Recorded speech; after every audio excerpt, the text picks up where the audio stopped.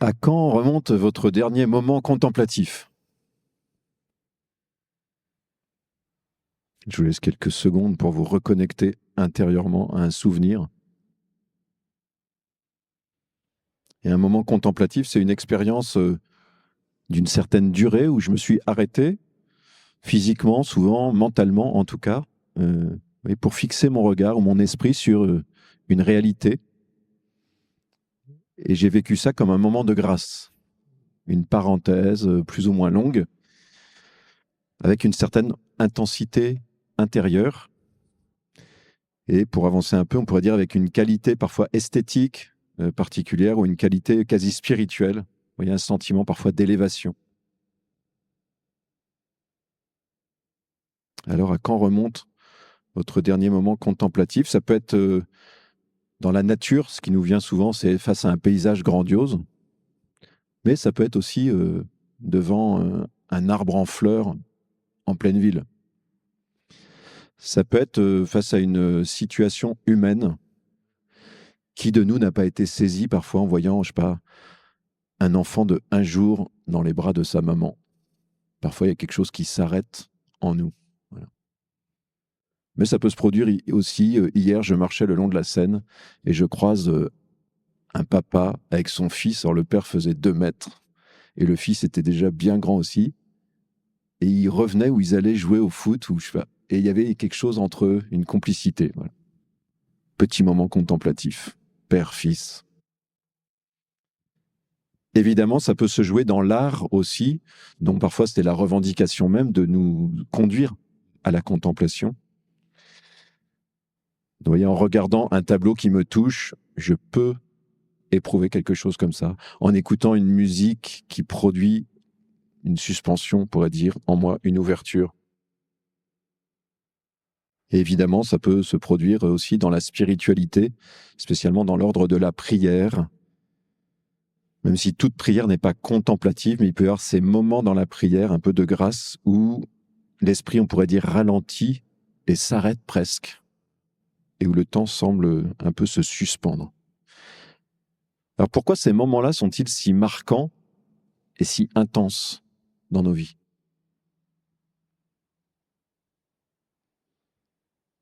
Il y a dans notre esprit une capacité à contempler. Ça a été repéré dans les traditions spirituelles, ça a été repéré aussi dans la tradition philosophique, où on dit, en fait, dans l'esprit de l'homme, il y a on pourrait dire, une réceptivité au sensible, une capacité à ressentir. Voilà ce qu'on pourrait appeler la sensibilité. Il y a une capacité à imaginer, c'est-à-dire à partir du sensible, je reçois des impressions intérieures que je peux garder et élaborer, l'imagination.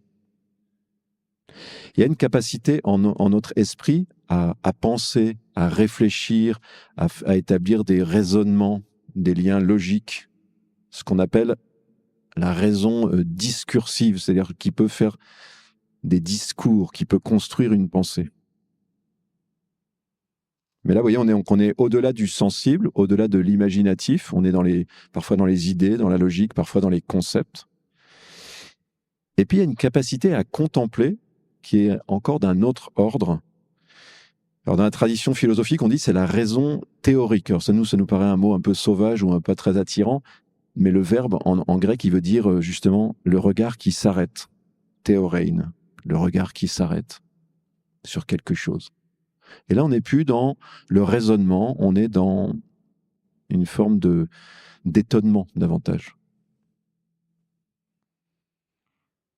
Vous voyez, nous pressentons que cette capacité contemplative, on pourrait dire, c'est un peu le sommet de notre âme, ou bien on pourrait dire peut-être autrement, le centre profond de notre âme ou de notre esprit.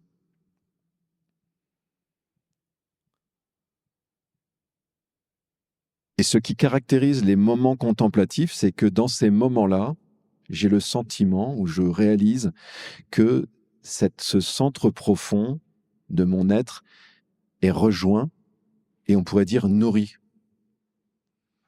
Et donc c'est un peu le critère qui peut nous aider dans nos vies, très concrètement, à repérer ces moments contemplatifs. C'est après un moment de contemplation ou déjà pendant, mais souvent on réalise un peu plus après, quelque chose au-dedans de moi est nourri, rassasié, comblé. Ça peut aussi s'éprouver comme plutôt un élargissement parfois de l'âme. Vous voyez, quelque chose en moi est dilaté, on pourrait dire quelque chose s'ouvre en moi dans ces moments-là. Et la conséquence qui peut nous aider là encore à repérer ces moments-là, c'est que souvent ça me conduit à un désir de silence, d'intériorité, vous voyez, un désir de calme plutôt. Parfois aussi, dans un second temps, ça me conduit à une envie de partager avec quelqu'un. J'ai envie de communiquer quelque chose de ce que j'ai vécu. Et à l'inverse de la distraction dont nous parlons souvent dans ce podcast ici, c'est que la distraction, elle me conduit plutôt à la consommation. C'est-à-dire, j'ai une image ne m'a pas rassasié, elle me donne plutôt le goût de la suivante. Parfois jusqu'à l'écœurement, voilà. Vous voyez, quand j'écoute une musique, à la fin du morceau, est-ce que parfois j'ai envie de m'arrêter? Ou bien est-ce que je suis déjà en train de préparer sur la liste d'attente le suivant que je vais écouter? Ça donne déjà un indice de l'expérience que je suis en train de vivre et de sa profondeur. Voilà, qu'est-ce que produit en moi, dans la manière dont je regarde les choses, qu'est-ce que ça produit en moi? Dans la musique que j'écoute, qu'est-ce qu'elle produit en moi? Dans les images que je regarde, qu'est-ce qu'elles produisent en moi?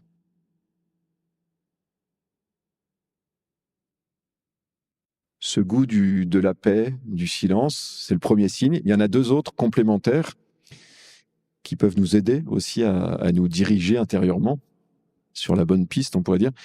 Le premier, j'appellerais ça la mémoire heureuse. C'est-à-dire que la toute petite expérience que nous avons fait au début, je vous dis, quel est votre dernier moment contemplatif?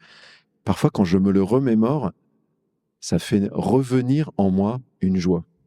C'est quelque chose de tout à fait étonnant. Vous voyez qu'il y a une espèce de joie disponible. Moi, mon moment contemplatif des 2 derniers mois, le plus fort, c'était une scène à laquelle j'ai assisté dans la nature, où j'ai vu le premier, une harde de cerfs que j'ai pu observer pendant 45 minutes, comme ça. Ils étaient là, entre 30 et 100 mètres, ça tournait dans une ambiance un peu brumeuse au moment des vacances de Noël. Quand je me souviens de ça, je me reconnecte, mais il y a quelque chose, je regoute quelque chose de ce moment un peu hors du temps, magique. Ce qui est réjouissant, c'est-à-dire qu'il y a la mémoire qui peut relibérer de la joie. Parfois aussi, cette mémoire, elle peut être un peu malheureuse, c'est-à-dire qu'il arrive qu'en me souvenant d'un moment comme ça, il y ait plus de nostalgie que de joie. Je n'ai pas le temps de détailler comment travailler ça. Parfois, ça veut dire qu'il faut intégrer plus positivement ce souvenir. Parfois aussi, ça indique que s'il y a de la nostalgie, ça veut dire qu'en fait, ce genre d'expérience me manque. Voilà, c'est le point sur lequel j'arrive là, c'est ce sentiment d'être nourri profondément dans ces moments-là, un peu ces moments de grâce. Ils nous disent quelque chose de profond, c'est qu'en fait, j'ai besoin de ça. Et j'ai besoin d'être nourri à ce niveau-là. Vous voyez, la question c'est un peu qu'est-ce qui fait que chaque jour, peut-être, j'ai un moment contemplatif et non pas uniquement tous les 2 mois et où je suis comme en manque de ces moments-là. Si c'est le centre de notre âme qui est nourri dans ces moments-là, nous pouvons comprendre que nous sommes appelés à développer, à trouver le moyen d'exercer cette capacité qui est en nous et de la développer de plus en plus. Donc, on pourrait dire de sortir du régime de disette un peu parfois dans lequel nous vivons. Alors, je donne très rapidement 4 étapes qui vont nous permettre d'exercer cette capacité qui est en nous et de la développer. La première étape, c'est d'être en éveil. C'est d'avoir à la fois une intention de vivre des moments contemplatifs et une attention aux occasions qui se présentent. Et pour contempler plus que une fois toutes les vacances face à un grand paysage fascinant, pour avoir plus que ça dans nos vies, il faut se dire, je veux plus et je vais veiller. Je vais être attentif. Il y a un chant qu'on chante parfois ici, c'est « Éveille-toi, mon âme ». Sois dans l'attention. Pourquoi ? Parce que je ne suis pas tous les jours face à la chaîne du Mont Blanc. Il y a peut-être parmi nous qui habitent face à la chaîne du Mont Blanc ou dans ceux qui nous écoutent, mais c'est pas tout le temps ça. Et donc, parfois, ça va commencer par quelque chose de beaucoup plus humble. Moi, j'ai ma passion pour les oiseaux, donc je vous donne un petit exemple. Vous voyez, il y a quelques temps, sur le bord de Seine, sur l'île de la Cité, j'ai vu une petite bergeronnette des ruisseaux. Alors, ceux qui aiment les bergeronnettes des ruisseaux sont gagnés par l'émotion. C'est un des oiseaux les plus gracieux qui soit. C'est un vol magnifique. Et que ça soit donné, vous voyez, sur l'île de la Cité, c'était cadeau. Donc, vous voyez, ça peut ouvrir à un moment de grâce. C'est un tout petit oiseau comme ça. C'est pas la chaîne du Mont Blanc qui s'impose. C'est quelque chose de furtif, vous voyez. Donc, ça peut ouvrir un moment de grâce à condition que je le saisisse. Et donc, vous voyez, beaucoup de moments contemplatifs qui se présentent ou d'occasions qui se présentent dans nos vies vont réclamer, c'est la deuxième étape, de s'arrêter, c'est-à-dire une décision.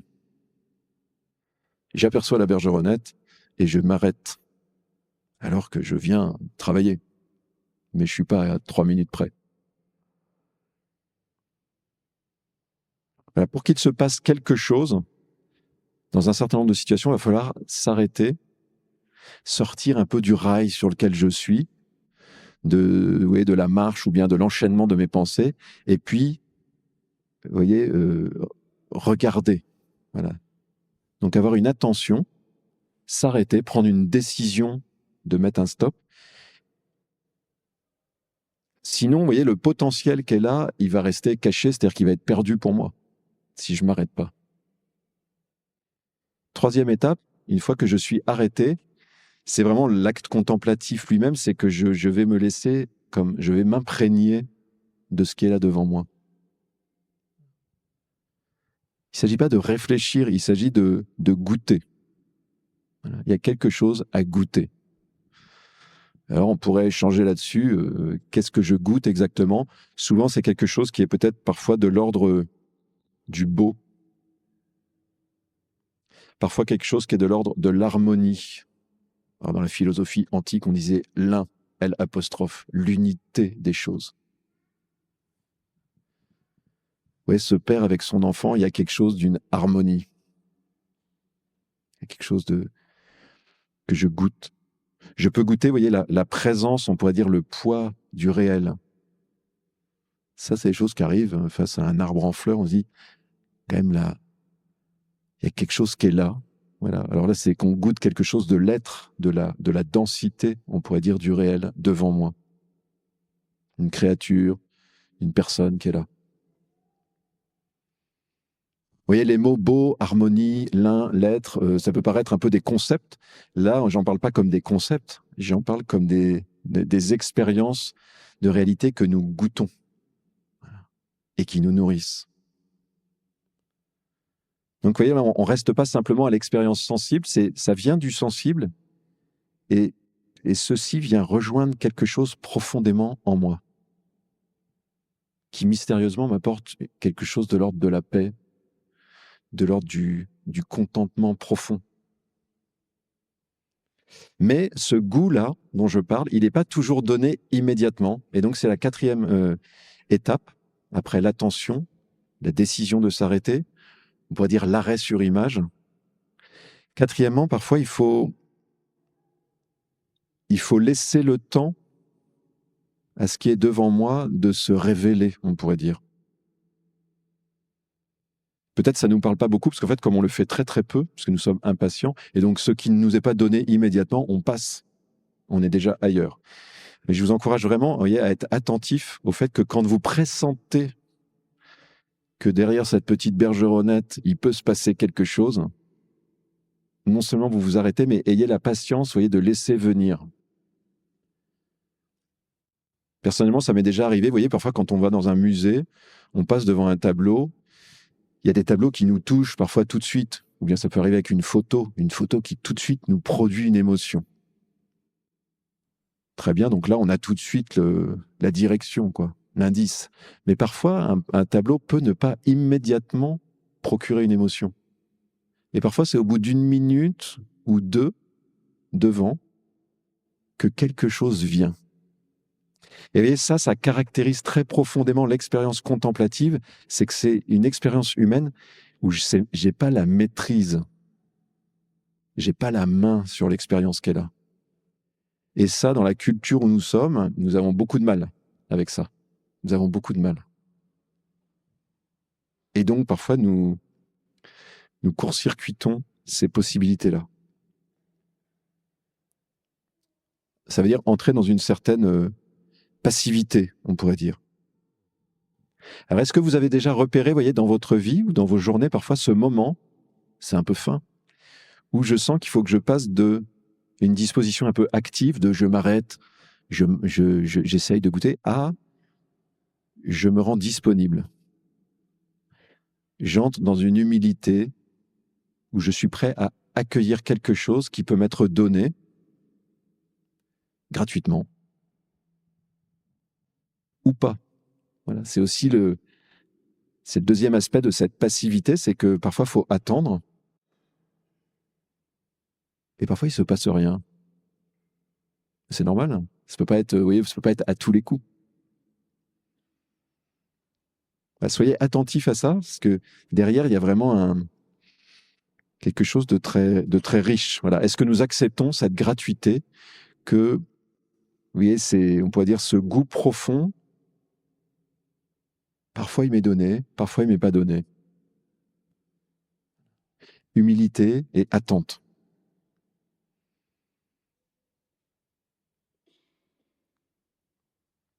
Et pour terminer, j'aurais juste prolongé ce mouvement. C'est-à-dire que nous sentons, vous voyez, ces expériences de la contemplation, elles partent souvent du sensible, d'une situation qui est là. Ça vient en nous. Oui, on n'en reste pas au sensible, ça vient en nous, ça vient nourrir quelque chose en nous. Et donc, ça nous donne l'indice que notre âme, que notre esprit, vous voyez, a une capacité à goûter des choses au-delà du visible, on pourrait dire.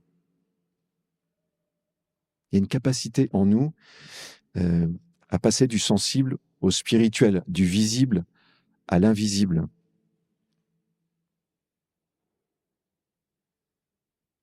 Et donc dans la tradition spirituelle, et spécialement dans la tradition chrétienne, le mot contemplation, il porte au-delà de ces expériences dans l'ordre naturel, aux expériences qui touchent aux réalités surnaturelles. C'est-à-dire qu'au sens un peu précis, au sens, on pourrait dire technique, j'allais dire, au sens théologique, contempler, c'est justement recevoir une lumière de Dieu que lui seul peut donner, pas quelque chose que moi je peux atteindre par moi-même. Il y a une sainte qui parle de ça, une mystique. Elle dit, s'il y a une chose que je sais, quand ma prière rentre dans cette dimension contemplative, c'est que c'est pas moi qui peux me le donner à moi-même, ça. C'est un moment de grâce. Je ne peux pas déclencher cet état-là. C'est pas une technique mentale qui me permet de l'atteindre. C'est Dieu qui se donne. Vous voyez ce que j'évoque à travers la rencontre de la petite bergeronnette des ruisseaux. Vous aurez appris peut-être une nouvelle espèce d'oiseau. C'est que quelque chose peut m'être donné comme ça, peut se révéler à moi. Et ça me dispose à une attitude fondamentale devant Dieu. C'est que quand je me mets en prière, quand je me tourne vers Dieu, je peux, vous voyez, m'adresser à Dieu, méditer intérieurement et lui parler. Et puis il y a des moments où ça me conduit à peut-être du silence à un moment. Et dans ce silence, Dieu peut aussi se révéler à moi. Alors, ce qui est paradoxal, c'est que souvent c'est au-delà du ressenti vibratoire. Souvent c'est au-delà de la réflexion des idées. C'est dans un clair-obscur, mais où quelque chose en moi est profondément nourri. Voilà. Et nous sommes faits pour ça. Nous sommes faits, vous voyez, pour entrer parfois dans nos journées, dans ces moments, on pourrait dire, d'ouverture, de passivité, où le monde, vous voyez, nous donne quelque chose de précieux. Et nous sommes faits aussi pour entrer dans notre relation à Dieu, pour ceux qui sont sur ce chemin ou qui y sont déjà entrés. Nous sommes faits aussi dans notre relation à Dieu pour, on pourrait dire, vivre ces moments où, dans une humilité et une ouverture, nous laissons Dieu se donner à nous, se révéler à nous.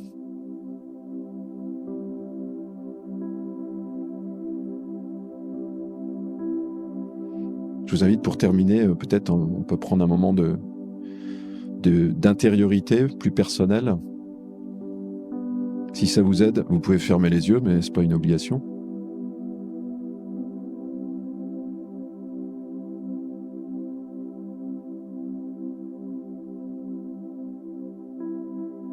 Et je vous invite peut-être, en vous reconnectant à un souvenir que vous avez eu là pendant cette méditation, un souvenir qui est venu en vous. Vous voyez, à laisser revenir cette joie intérieure de ce que vous avez éprouvé à ce moment-là. Comme moi avec ma harpe de cerf dans les bois, en hiver.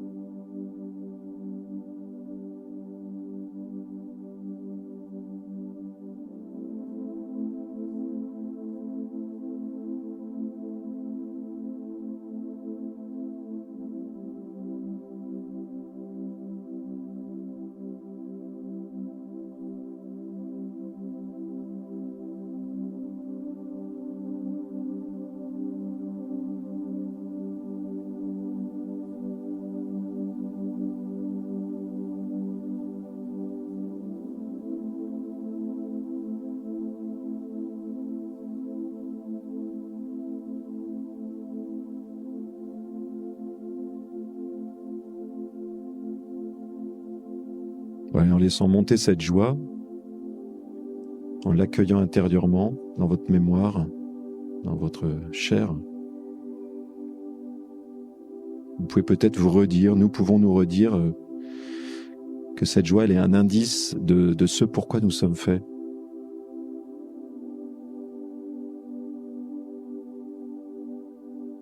Que chacun de nous est fait pour vivre plus de moments contemplatifs dans sa vie.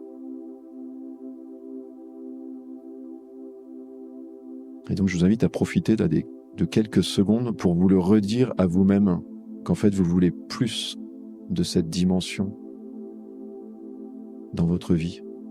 Vous voulez que ça se développe. Vous voulez que votre âme soit nourrie en son centre.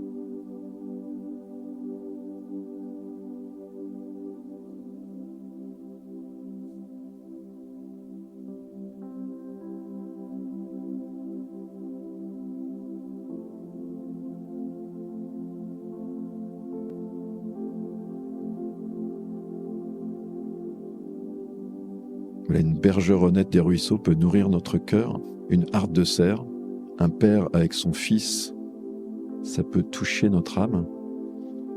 Mais vraiment l'objet la réalité qui peut la plus nous nourrir, c'est Dieu lui-même. Et pour ceux à qui ça parle, vous pouvez peut-être exprimer à Dieu ce désir intérieur de pouvoir le contempler.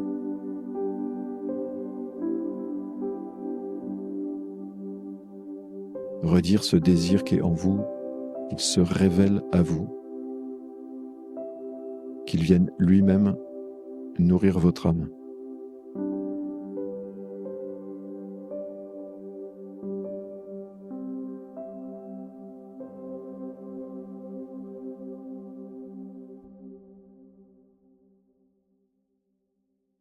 Merci beaucoup d'avoir écouté cet épisode.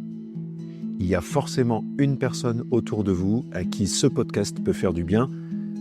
Prenez 15 secondes maintenant pour lui partager l'épisode. Et abonnez-vous.